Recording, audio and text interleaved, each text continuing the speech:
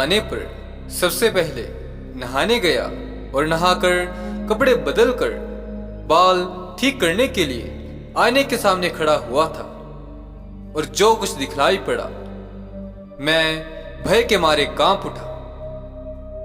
यह क्या मेरे मुंह से निकल गया? यह सब देखकर मैं तारानाथ जी से मिलने कालावाड़ी चला गया और अपनी स्थिति से उन्हें अवगत कराया। फिर मैं कमीज उतार कर उनके सामने खड़ा हो गया।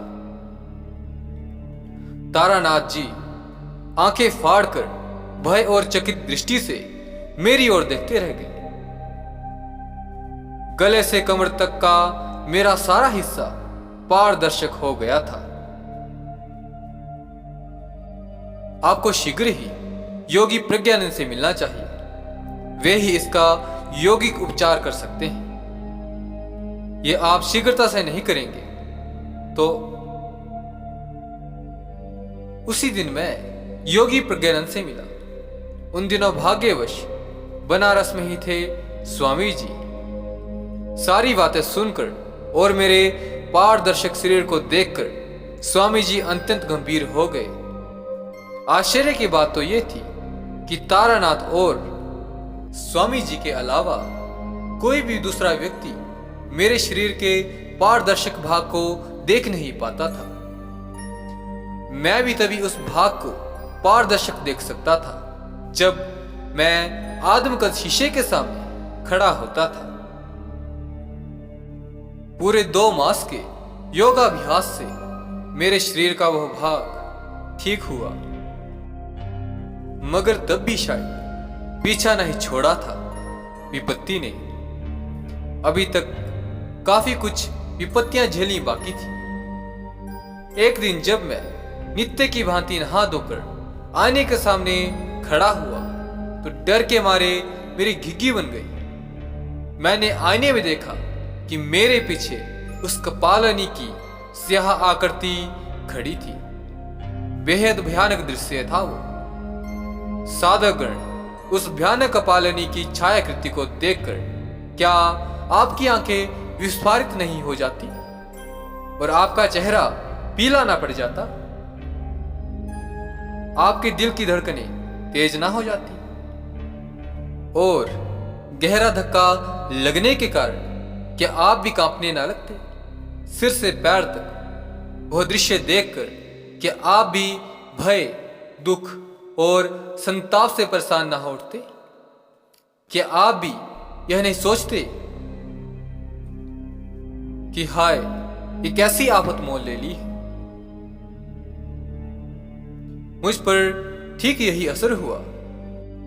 इस विलक्षण दृश्य के सदमे से मैं दम से नीचे बैठ गया और दुख तथा व्याकुलता से उद्वेग होकर रोने लगा।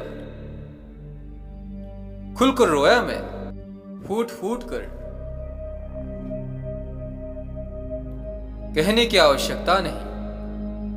इन तमाम घटनाओं को घटित हुए 50 वर्ष गुजर गए। तब से लेकर अब तक कपालिनी ने मेरा पीछा नहीं छोड़ा है। आज भी जब मैं आईने के सामने खड़ा होता हूं तो स्पष्ट रूप से वो छायाकृति मुझे अपने पीछे दिखाई देती है।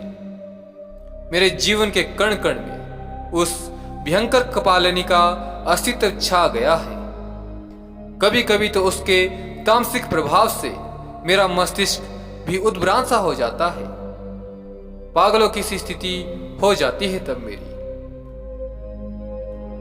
यदि आप जानना चाहेंगे कि मुझे उस भयंकर कपालिनी से कोई लाभ भी है तो इस विषय में मैं सिर्फ इतना ही कहना चाहूंगा कि असंभव को संभव और असाध्य को साध्य करने की दिशा में मेरी सहायता करने में सदैव तत्पर रहती है वो।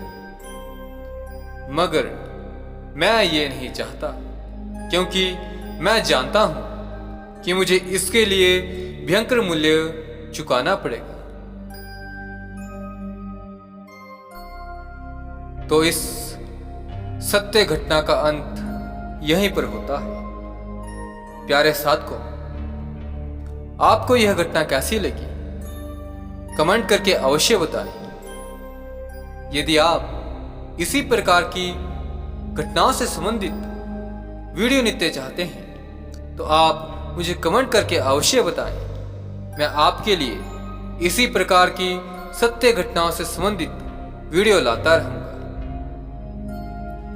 और यदि आपसे इस घटना से संबंधित कोई भाग छूट गया हो तो डिस्क्रिप्शन बॉक्स में जाकर आप उस घटना की वीडियो के अन्य भागों के लिंक प्राप्त कर सकते हैं। अब मैं अपने शब्दों को विराम देना चाहूंगा। जय माता दी।